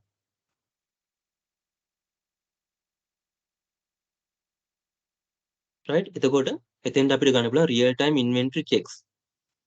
real time කියන්නේ ඒ වෙලාවෙම inventory එක check කිරීමක් automatically කරන්න පුළුවන්. ඒ කියන්නේ අපි හිතමුකෝ දරාස් කියලා ගමු. මම නිකන් උදාහරණයක් කියන්නේ. එතකොට ඒකේ අපි හිතමුකෝ ඔයගොල්ලෝ ගන්න දේවල් ස්ටොක් කරලා තියෙනවා කියලා. එහෙම නැත්නම් අපි ගමු වෙන ව්‍යාපාරයක්. එතකොට මොකක් හරි අපි හිතමුකෝ ව්‍යාපාරයක් තියෙනවා. ඒකේ ප්‍රොඩක්ට්ස් ඒගොල්ලෝ නිෂ්පාදනය කරලා අතිරික්තේ ගබඩා කරලා තියෙනවා. එතකොට කස්ටමර්ස්ලා ඕඩර් කරද්දී එතනින් අරගෙන යවනවා. එතකොට මේක මේ ගබඩා කරලා තියෙන තැනට ගිහිල්ලා අපිට 1යි 2යි කියලා ගණන් කර ඉන්නේ නැතුව මේක රියල් ටයිම්. ඒ කියන්නේ ඒ වෙලාවේ මේ වෙලාවේ කීයක් තියෙනවද කියලා ටක් ගාලා බලන්න පුළුවන් විදිහට සිස්ටම් එකක් හදාගන්න පුළුවන් අපිට. ඒ වගේම ඔටෝමැටිකල් ඩිලිවරි මෙකැනිසම් කියන්නේ ඔටෝමැටිකල් ඩිලිවර් වෙන විදිහට හදාගන්න පුළුවන්. ඒතකොට ලංකාවේ තුල මේ වගේ දේවල් ටිකක් දකින්න හම්බ වෙනවා අඩුයි. එතකොට ඔයගොල්ලෝ ලංකාවේ උදාහරණ විතරක් ලියන්න කියලා එහෙම ප්‍රශ්නයක් නැහැ. ලෝකේ ඕන එකක් ලියන්න පුළුවන්. ඊළඟට සේල්ස් ඇන්ඩ් මාකටිං ගත්තාම එතනත් අද ලෝක ගත්තාම IT වලින් ගොඩාක් දේවල් මාකටිං වල කරනවා. මාකටිං කැම්පේන්, FB කැම්පේන් ගොඩාක් දේවල් තියෙනවා. එතකොට මේ දේවල් මෙතන ඇතුළත් වෙන්නේ නැහැ. ඒවා ඔයගලන්ට එක්ක ප්‍රැක්ටිකල් හිතලා ගන්න පුළුවන්. එදින දහන දකින්න දේවල් වලින්. එහෙම නැත්නම් ගොඩාක් තදින්ම ඕන නම් ඉන්ටර්නෙට් එකේ සර්ච් කරලා ගන්න පුළුවන්. ඒතර මෙතන තියෙන ටික ගත්තොත් innovate product design. ඒතර product design එක අපිට IT use කරලා 3D විදිහට වගේ හදාගන්න පුළුවන්. ඒතර තව දැන් විදි තියෙනවා. අපි online order කරන එක අපි ගෙදර කොහොමද කියන්නේ ගෙදරට ගත්තට පස්සේ මේක කොහොමද පෙනුම කොහොමද කියලා 3D විදිහට බලා ගන්න පුළුවන්. ඒතර ඔය වගේ ඒ වගේම කලින් අපිට කස්ටමර්ස් ළඟා වෙන්න අපි හිතුවේවත් නැති තරම් හොඳට ළඟා වෙන්න පුළුවන් IT හරහා. ඒ වගේම කම්පැනි වෙබ්සයිට් එකත් සේල්ස් channel එකක් විදිහට ක්‍රියාත්මක කරන්න පුළුවන් හොඳ වෙබ්සයිට් එකක් හදලා තිබ්බා. ඒකට සමහර ආයතන තියෙනවා වෙබ්සයිට් එක ගත්තාම හරියම ප්‍රාථමික මට්ටමේ තියෙන්නේ. දෙයක් කරන්න හරිම අමාරුයි. හැබැයි සමහර වෙබ්සයිට් තියෙනවා යන්න ආස හිතෙන විදිහේ වෙබ්සයිට්. එතකොට දැන් අපි ඉගෙන ගත්තනේ ඉන්ටර්නෙට් එක හරහා අපිට ආදේශික භාණ්ඩ ගොඩක් තියෙනවා කියලා. එතකොට වෙබ්සයිට් එක හරිය නැත්නම් මිනිස්සු හරිම ලේසි. ඒක අයින් කරලා වෙන වෙබ්සයිට් එකකට ගියා. ඒක නිසා කම්පැනි එකේ වෙබ්සයිට් එක ගැන මිනිස්සු එහෙම අයින් නොකර ඒ කියන්නේ මිනිස්සු ඉවත් නොවන විදිහට හොඳට ලස්සනට හදා ගන්න ඕන. එතකොට ඒක අපිට පුළුවන් සේල්ස් channel එකක් විදිහට පාවිච්චි කරන්න. ඊළඟට සර්විස්. ඒකට ආෆ්ටර් සර්විස් ඒ කියන්නේ නිෂ්පාදිත විකුණුවට පස්සේ සර්විස් එකත් අපිට පුළුවන් වෙබ්සයිට් එක හරහා සහ නොලෙජ් බේසස් ඒ කියන්නේ අපි නිකන් ගත්තොත් දැන් මේ වෙබ්සයිට් එක හරහා ගත්තොත් අපිට පුළුවන් කස්ටමර්ස්ලා රිවිව් දාන්න. ඒ වගේම එයාලගේ ප්‍රශ්න අපිට යොමු කරන්න කියලා දාන්න පුළුවන් වෙබ්සයිට් එක හරහාම. ඒ වගේම කාටරි පුළුවන් තමන් නිෂ්පාදිතගත නිෂ්පාදිත ෆොටෝ එකක් එක්කම කමෙන්ට් එකක් දාන්න. මේක හොඳයි කියලා. ඒ වගේම හොඳ නරක දෙකම අපිට දකින්න වෙනවා. එතකොට ඒක තමන්ගේ නිෂ්පාදිතය හොඳ තත්ත්වයෙන් තියාගන්න එක ව්‍යාපාරයේ දෙයක්. ඒ වගේම හැමෝම අහන ප්‍රශ්න අපිට පුළුවන් කොමන්ලි දාන්න YouTube වල Facebook වල වගේ ලොකු කම්පැනි වල ඔය දේ කරලා තියෙනවා. ඒ කියන්නේ හැමෝම අහන ප්‍රශ්න එයාලා පොදුවේ උත්තර දීලා එයාලගේ වෙබ්සයිට් වල තියෙනවා. එතකොට ගොඩක් පොදුවේ අහන ප්‍රශ්න. Facebook එකෙන් account එකක් අපි හිතමුකෝ account එක open කරන්නේ කොහොමද? ඔය වගේ හැමෝම අහන ප්‍රශ්න එයාලට පොදුවේ උත්තරය දීලා තියෙන්න පුළුවන්. එතකොට එකම දේ පොඩි සරල ප්‍රශ්න හැමෝම අහන්නේ නැහැ සහ එයාලට හොඳ සර්විස් එකක් හම්බ වෙනවා. එහෙම නැත්නම් ආන්සර් එකක් හම්බෙන්න කාලය යන්න පුළුවන් ලොකු බිස්නස් එකක. ඊළඟට අපි ගත්තොත් මේ කෙලින්ම සපෝටිව් ඇක්ටිවිටීස් වලට කොහොමද ICT යූස් කරන්නේ කියලා. IT යූස් කරන්නේ කියලා. එතකොට අපිට මෙතන ගොඩක් සිස්ටම් ටිකක් තියෙනවා. ෆයිනෑන්ස් වලට අපිට IT දාන්න පුළුවන්. එක එක softwares ඊළඟට accounting වල software තියෙනවා ERP systems quality control කරන්න system හදා ගන්න පුළුවන්. එතකොට ඔය වගේ මෙතන තව නැති system ඕන තරම් ගන්න පුළුවන්. firm infrastructure කියන්නේ නිකන් මෙතන හරිම වචනේ කියලා ගන්න එපා.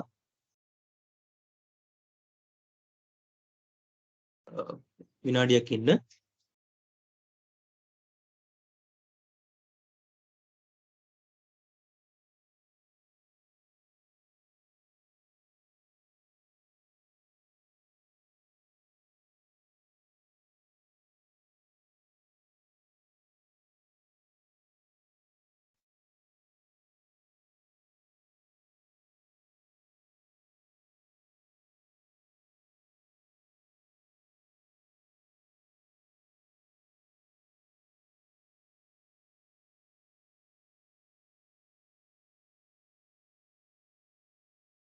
right එතකොට firm infrastructure කියලා කිව්වහම නිකන් සිංහල අදහස හරිම වචන නෙමෙයි වෙන්න පුළුවන්. අදහස නම් අපිට ගන්න පුළුවන් අර යටිතල ව්‍යුහයක් වගේ. right ඒ කියන්නේ දැන් අපි ERP system කියලා ගත්තාම ඒ මත ගොඩක් දේවල් හැදිලා තියෙනවා නම් එහෙම ගන්න පුළුවන්. ඒකට human resource management කියවම ඒක අපි දන්නවා. මානව සම්පත කළමනාකරණය කරන්නත් අපිට පුළුවන් ICT use කරන්න. ඒ කියන්නේ සේවකයන්ව බදවා ගන්න. ඒ කියන්නේ ඊළඟට යාළුවට උසස් වීම ලබා දෙන්න. කොච්චර හොඳට වැඩ කරලා තියෙන ප්‍රොමෝෂන් ලබා දෙන්න. ඒ වගේම අලුත් සේවකයන් ගන්න අපිට පුළුවන් ඉන්ටර්නෙට් එක යූස් කරන්න. ඒ හරහා දැන්වීම් පළ කරන්න සහ එයාලගේ ඇප්ලිකේෂන් ඉන්ටර්නෙට් එක හරහාම Google ෆෝම් එකකින් වගේ ගන්න. ඔය වගේ ගොඩක් දේවල් පාවිච්චි කරන්න පුළුවන්. නැත්නම් ඩේටාබේස් එකක් පාවිච්චි කරන්න පුළුවන්. මේගොල්ලන්ව මැනේජ් කරන්න. මෙතන නැති ඉවත් ඕන තරම් ගන්න පුළුවන්. ඊළඟ ටෙක්නොලොජි ඩෙවලොප්මන්ට්. ටෙක්නොලොජි ඩෙවලොප්මන්ට් කියලා ගත්තාම ඒක කියන්නේ සම්පූර්ණ අනිත් ඔක්කොම එක මිශ්‍ර වෙලායි තියෙන්නේ. Information technology is the primary generator of value in this support activity. ඒ කියන්නේ මේ information technology එක මෙතන තියෙන හැම එකකටම වගේ සම්බන්ධයි. ඒක වෙනම අපිට මෙතන තියෙන පළවෙනි example දෙකේම පළවෙනි points දෙකේම information technology ඇතුළත් වෙලා තියෙනවනේ.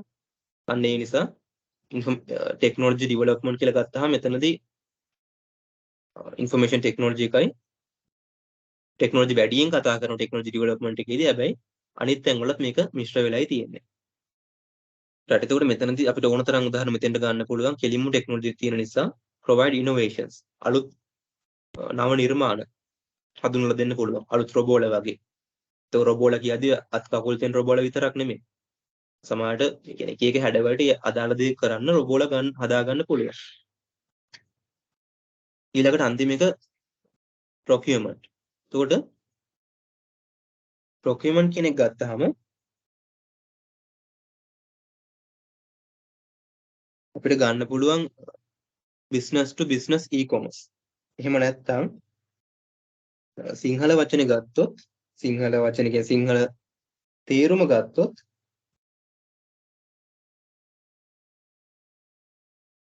එතන සිංහල නිකන් කන්වර්ට් කරොත් එන්නේ ප්‍රතිසම්පාදන හොම තේරුමක්. හැබැයි of raw materials used in the creation of products.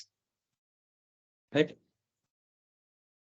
කියන අමුද්‍රව්‍ය ගේන ක්‍රියාවලට සම්බන්ධව ගන්න පුළුවන්. ඒතකොට business to business e-commerce can be used to improve the business to business e-commerce. ඒ කියන්නේ ව්‍යාපාරයක් තවත් ව්‍යාපාරයක් සමග කරන ගනුදෙනු. එතකොට මතක ඇති අපි අර ඉගෙන ගත්ත ડોකියුමන්ට් එකක් ඉන්ටර්නෙට් එක හරහාම යැවීම තුලින් කාර්යක්ෂමව සංනිවේදනය කරන්න පුළුවන් කියලා. ඉන්ටර්චේන්ජ් කියලා තිබ්බේ. එතකොට ඒ වගේ දැන් අමුද්‍රව්‍ය අපි ගන්නකොට ඒ ක්‍රියාවලිය අපිට පුළුවන් ICT use කරලා කරන්න.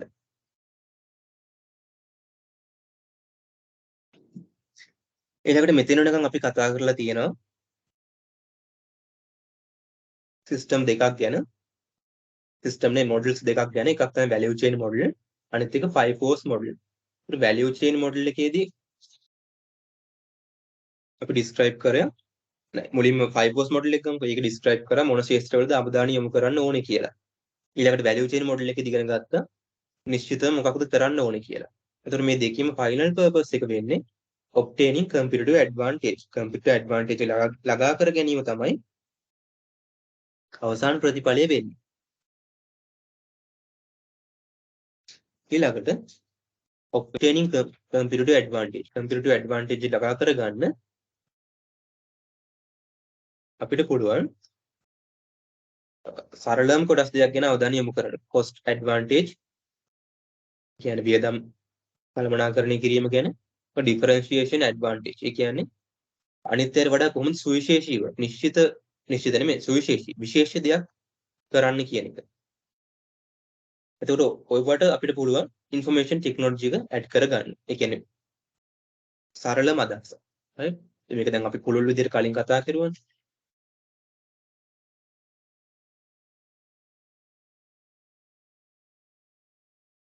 right. ඊට පස්සේ අන්තිමටම තියෙනවා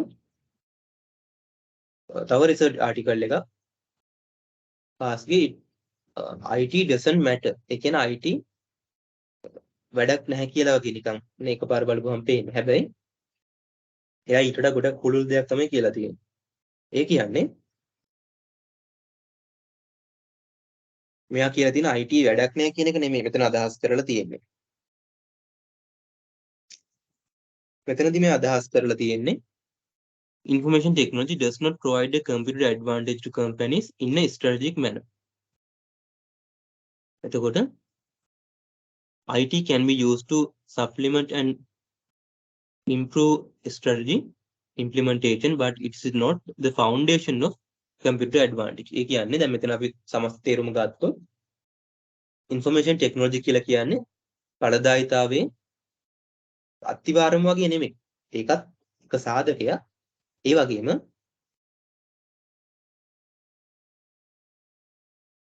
right. ඒ වගේම IT නිකන් පාවිච්චි කරන්නම් වාලේ පාවිච්චි කරා කියලා. ඒ කියන්නේ දැන් අපි හිතමුකෝ අපේ තරකරුවෙක් ඉන්නවා එයා IT සිස්ටම් දාන්න කෝටියක් වියදම් කරලා. එහෙනම් අපි කෝටි දෙකක් වියදම් කරනවා. එහෙම වියදම් කරලා ගත්තා කියලා මේකෙන් හරි දැනුමක් ප්‍රයෝජනයක් නැතුව කියන්නේ නිශ්චිත සැලැස්මක් නැතුව හරි උපාය මාර්ග නැතුව නිකන් ඔහේ IT ගත්ත කියලා ඒකෙන් එහෙම ඵලදායීතාවයක් උඩින් පාත් වෙන්නේ නැහැ. අන්න ඒක තමයි මෙතන නිකන් සමස්ත අදහස වෙන්නේ. ඒ වගේම මේ තරකාරීත්වයේ වාසියේ ෆවුන්ඩේෂන් එක කියන්නේ මේක ගොඩ නැගිලා තියෙන්නේ ICT මත විතරක් නෙමෙයි. තව ගොඩක් දේවල් මේකට වැදගත් වෙනවා. ඒතර අපි මෙතනදී ගත්තොත් මේ කියලා තියෙන ඒ කොටසෙම කොටස. එතකොට අපි IT use කරන lowest cost with most easily accessible.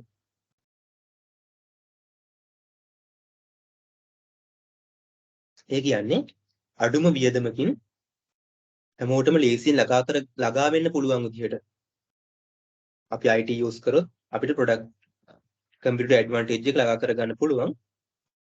හැබැයි එහෙම නැතුව නිකන් ඔහේ පාවිච්චි කරා කියලා කම්පියුටර් ඇඩ්වාන්ටේජ් එක ළඟා කරගන්න බෑ. එතකොට IT වැඩක් නෑ වගේ තමයි.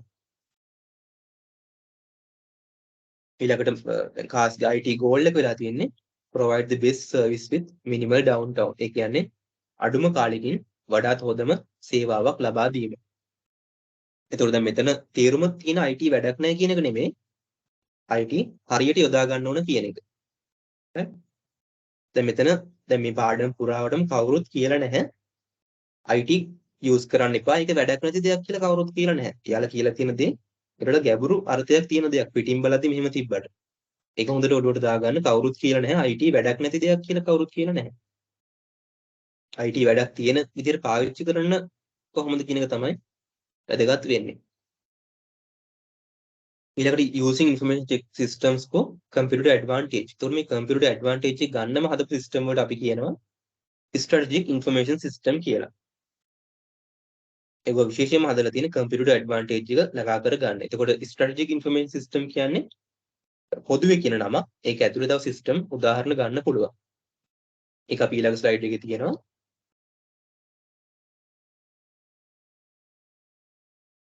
එතකොට මේව හඳුන්වලා දීලා තියෙන්නේ මුලින්ම ආරම්භ වෙලා වගේ තියෙන 1980 දී වගේම මේ ස්ට්‍රැටජික් ඉන්ෆර්මේෂන් සිස්ටම් වලින් ඒ කියන්නේ කම්පියුටර් ඇඩ්වාන්ටේජ් එක ළඟා කර ගන්නම හදපු සිස්ටම් වලින් අවධානය යොමු කරන කරුණු හතරක් තියෙනවා. මේ වගේ එකක් හෝ කීපයක් මේ සිස්ටම් වලින් ළඟා කර ගන්න පුළුවන්. එකක් තමයි deliver the product or service at the lowest cost. ඒ කියන්නේ නිෂ්පාදිතයක් අඩුම වියදමකින් ලබා දීම. ඊළඟට අනිත් නිෂ්පාදන වලට සාපේක්ෂව යම් විශේෂයක් තියෙන. විශේෂ විදිහට ප්‍රොඩක්ට් එකක් කර සර්විස් එකක් ලබා දීම. differentiated. ඊළඟට focus on specific market segment. විශේෂ වෙළඳපොළ කොටසකට අවධානය යොමු කරන්නේ නැත්නම් අපේ වෙළඳපොළ කොටස මොකක්ද කියලා හරියටම අඳුර ගන්න වගේ ගන්න පුළුවන්. ඊළඟට enable innovations. ඒ කියන්නේ අලුත් දේවල් නිපදවීම සම්බන්ධයෙන්ුත් මේ සිස්ටම් අවධානය යොමු කරනවා.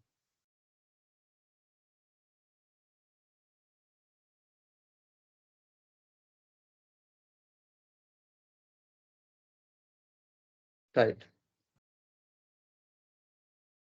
ඊළඟට අපි ගත්තොත් using information systems for computer advantage.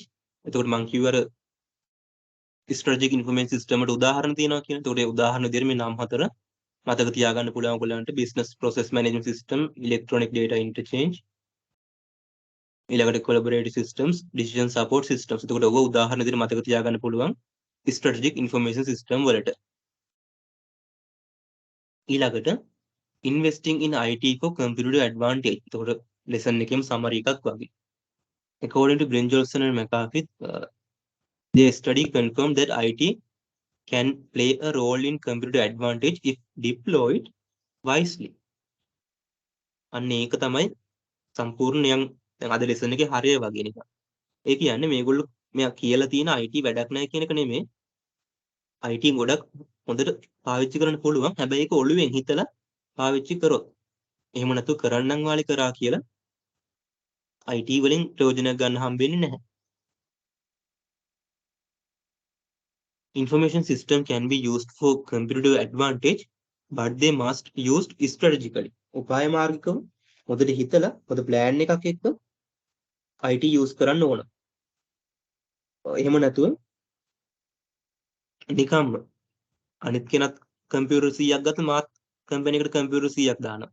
එහෙම දැම්මා කියලා ගාන වියදම් කරන ගාන කොච්චර වැඩි වුණත් වැඩක් නැහැ. ඒක හරියට උපක්‍රමශීලීව මොලේ පාවිච්චි කරලා පාවිච්චි කරුවේ නැත්තම්. කියන්නේ හේතුවක් නැතුව ඔහේ plan එකක් නැතුව අරගත්ත කියලා IT ඔයාලට බිලියනයක් වියදම් කරත් එහෙම හිතන තරම් profit හම්බෙන්නේ නැති වෙන්න පුළුවන්. ඒක නිසා මේ computer advantage එක ගද්දී IT ලොකු role එකක් වෙනවා. ලොකු ස්ථානයක් හම්බ වෙනවා. හැබැයි ඒක හරියට පාවිච්චි කරොත් විතරයි ඒ තැන හම්බෙන්නේ.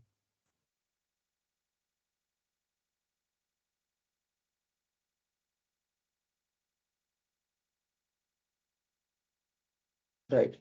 එතකොට ඊළඟට අන්තිම කොටස ගත්තොත් අපි මේ එලිමන්ට්ස් ඔක්කොම ගැන අවධානය යොමු කරන්න ඕන. මොකද අපි දන්නවා ඉන්ෆර්මේෂන් සිස්ටම් එකක මේ එලිමන්ට්ස් පහම තියෙනවා. hardware, software, data, people and process. කියන මේ එලිමන්ට්ස් පහ තුලින්ම අනිත් අතර වෙනස් විදිහට IT පාවිච්චි කරලා කොහොමද තරකාරීත්වය වාසිය ලබා කරගන්න කියලා අපි ඔළුවෙන් හිතලා බලන්න ඕන. එතකොට ඒකට IT පාවිච්චි කරන්න පුළුවන්. හැබැයි කරන්නම් වාලේ IT පාවිච්චි කරා කියලා කම්පියුටර් ඇඩ්වාන්ටේජ් එක ලබා කරගන්න බෑ IT වලින්. රයිට්. එතකොට ඒ ටික තමයි පාඩමේ අද කතා කරපු වගේ සාරාංශය වගේ.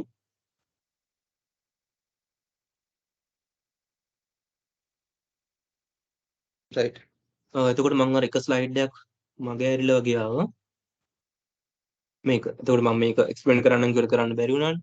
එතකොට මෙතන තියෙන්නේ උදාහරණ. එතකොට මේ වගේ එකක් ඔයගොල්ලෝ හිතා ගන්න පුළුවන්කම තියෙන්න ඕන. ඒ කියන්නේ දැන් අපි value chain model එකේ support activities සහ primary activities ගත්තාම මොකක් හරි ව්‍යාපාරයක් දුන්නොත්, ඒ කියන්නේ උදාහරණයකට රෙදි මහන ව්‍යාපාරයක් නැත්නම් බැංකුවක් ඇතුලේ මේ දේවල් කොහොමද වෙන්නේ කියලා නිකන් උදාහරණයක් දෙන්න ඔයගලන්ට පුළුවන්කම තියෙන්න ඕන. එතකොට ඒකට හොඳම දේ කොමර්ස් දැනුමක් ටිකක් පාවිච්චි කරන එක. මොකද කොමර්ස් වල තියෙන දේවල් එක IT වැදිච්ච එකක්නේ අපි මේ ලෙසන් එක ඉගෙන ගන්න. ලෙසන් එකේ විතරක් නෙමෙයි මේ IT සබ්ජෙක්ට් එක පුරාම ඔයගලන්ට තියෙන්නේ කොමර්ස් එක IT බැදුණු කතාවක් මිසක් IT වෙනම IT ගැන නෙමෙයි තියෙන්නේ. කොමර්ස් එක බැදුණු කතාවක්. ඒක පොඩ්ඩක් තේරුම් ගන්න. එතකොට ඔය අමාරුයි කියලා හිතන එක ඔළුවෙන් අයින් වෙයි. IT දිහා බලන ඔළුවෙම බලන්න එපා. තමන් කොමර්ස් දැනුමත් පාවිච්චි කරන්න. ඒකට බය වෙන්න එපා. ඒ කොමර්ස්ම තමයි මෙතනක් තියෙන්නේ. රයිට්. එහෙනම් මම හිතන්නේ අද ලෙසන් එක ඔයගලන්ට අදහසක් ගන්න පුළුවන් ඇති. ඉස්සලාම් productivity paradox කියන්නේ මොකක්ද කියලා. ඊළඟට අපි ගත්තොත් computer advantage කියන්නේ මොකක්ද කියලා. ඊළඟට computer advantage එක use කරන්න පුළුවන් කොටස් දෙකක් අපි ඉගෙන ගත්තා. Porter's 5 force model. අනිත් එක business value chain model. අන්තිමටම කාස්ගේ ආගියුමන්ට් එකෙත් ඔයගලන්ට අදහසක් කියන්න ඇති. එයා කියලා දෙන IT වැඩක් නැහැ කියලා නෙමෙයි. IT හරියට පාවිච්චි කරන්න ඕන කියලා. ඊළඟට තවත් අන්තිම වැදගත් පොයින්ට් එක strategic systems. කියන්නේ computer advantage එක හදන්න ළඟා කරගන්නම හදපු strategic information system. ඒකට ෆයිනල් පොයින්ට් එක විදිහට ඒකත් හරිම වැදගත්. ඒතර ওই පොයින්ට්ස් කීපයට අවධානය යොමු කරන්න. එතකොට මේ ලෙසන් එකේ උපරිම ලකුණු ගානක් ඔයගලන්ට ගන්න පුළුවන්. රයිට්. එහෙනම් මම හිතනවා අද ලෙසන් එක තේරෙන්නේ නැති කියලා. ඔයගලන්ට කොහේ හරි දැනක ප්‍රශ්නයක් තියෙනවද?